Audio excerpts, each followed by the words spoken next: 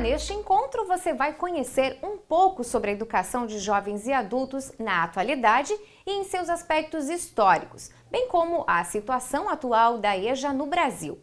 Vamos conhecer as circunstâncias históricas e políticas que localizam milhões de adolescentes, jovens, adultos e idosos brasileiros nas margens da sociedade capitalista, posto que, entre outras razões, não possuem formação mínima ou conhecimentos para ingressarem no mundo da cultura e do trabalho. São vários os programas e projetos de alfabetização, cursos profissionalizantes, regulares e supletivos que fazem parte das políticas nacionais de educação, destinadas à educação de pessoas com idade acima de 15 anos, analfabetos ou que não completaram o ensino fundamental, e aos sujeitos com idade acima dos 18 anos, analfabetos ou que não completaram a educação básica.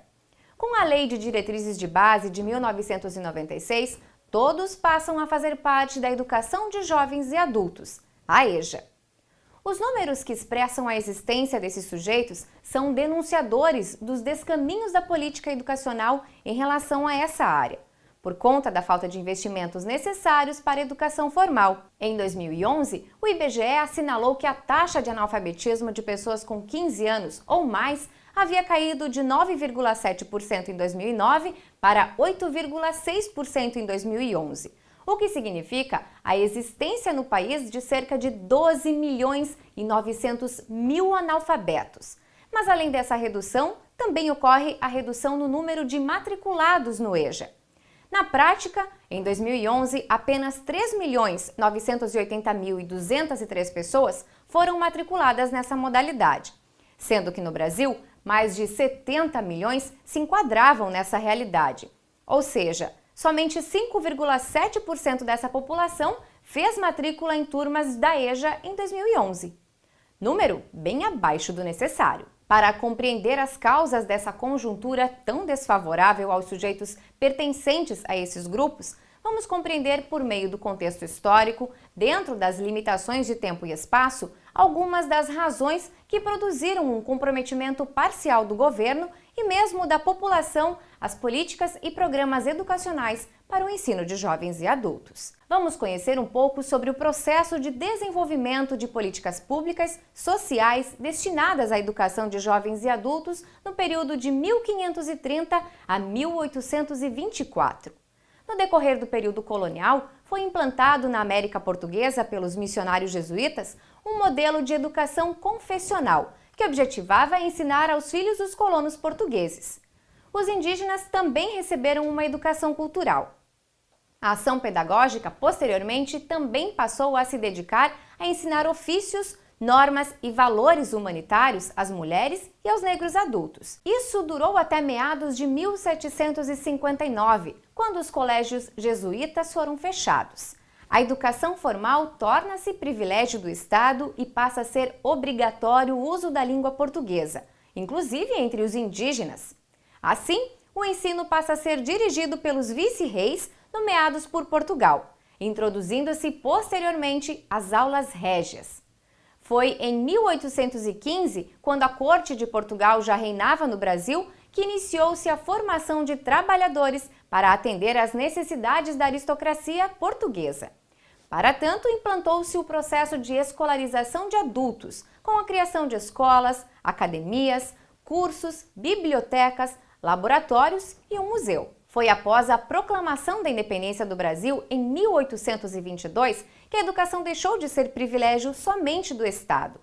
Em 1823, declarou-se livre a instrução popular, abrindo caminho à iniciativa privada. Assim, a educação formal deixa de ser um serviço prestado exclusivamente pelo Estado. Devemos destacar que apenas uma diminuta parcela da população era considerada cidadã e que tinha acesso à educação formal. Nesse contexto, a educação de adultos era vista como um meio de legitimação da cidadania da elite branca, masculina, católica e proprietária de terras e escravos. Em meados de 1840, surge a educação de adultos, como um meio de formação do mercado de trabalho livre, disciplinado e controle social para a manutenção da ordem. Para atender a uma parcela restrita da população que demandava ensino formal, foi inaugurada em 1854 a primeira escola noturna no Brasil Império, visando alfabetizar trabalhadores. Até 1874 passaram a existir 117 escolas com fins específicos. Lá em 1879, um decreto conhecido como Reforma Leôncio de Carvalho estabeleceu, entre outras coisas, o livre ensino primário e secundário do município da Corte e o superior em todo o Império.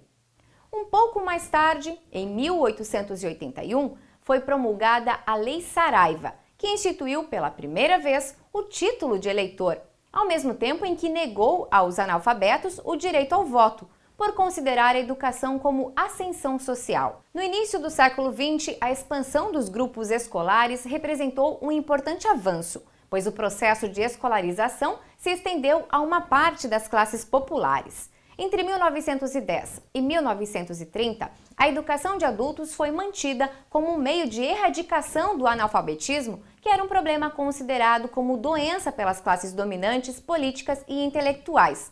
Foi tratado como o inimigo maior a ser combatido pela sociedade brasileira nesse período. Em meio às mudanças, em 1924, a Associação Brasileira de Educação, ABE, foi fundada para atuar em defesa da causa educacional. No decorrer da Segunda República, entre 1930 e 1945, foram criados o Ministério da Educação e o Conselho Nacional de Educação. A educação passou a ser direito de todos e dever do Estado para alfabetizar e diminuir as desigualdades sociais e econômicas, além de visar a formação de mão de obra especializada que atendesse demanda da incipiente indústria brasileira. Porém, em 1937, uma nova Constituição promulga que o ensino seja livre à iniciativa individual e à associação ou pessoas coletivas públicas e particulares. O Estado retira-se do dever de ofertar educação para todos. No período de 1945 a 1964, a educação ofertada para jovens e adultos era uma maneira de ampliar a base eleitoral na República Populista, o que foi possível por meio da educação de adultos, a EDA, com a função de continuar a preparar a força de trabalho simples para a indústria. Para tanto, foram necessárias algumas medidas, como, por exemplo, em 1945 foi regulamentado o Fundo Nacional do Ensino Primário, estabelecendo que 25% dos recursos de cada auxílio deveriam ser aplicados no Plano Geral de Ensino Supletivo, destinado a adolescentes e adultos analfabetos. A estruturação do Serviço Nacional de Educação de Adultos e o lançamento da Campanha de Educação de Adolescentes e Adultos. A Campanha Nacional de Erradicação do Analfabetismo, com o slogan Educação e Desenvolvimento, criada em 1958. O caminho foi longo até chegar ao Plano Nacional de Alfabetização de Adultos, e não para por aqui. Por isso, você deve aprofundar seus estudos lendo o caderno pedagógico. Lá você encontra mais detalhes e atividades que vão lhe ajudar a compreender. Nossa aula termina aqui. Bom trabalho e até mais!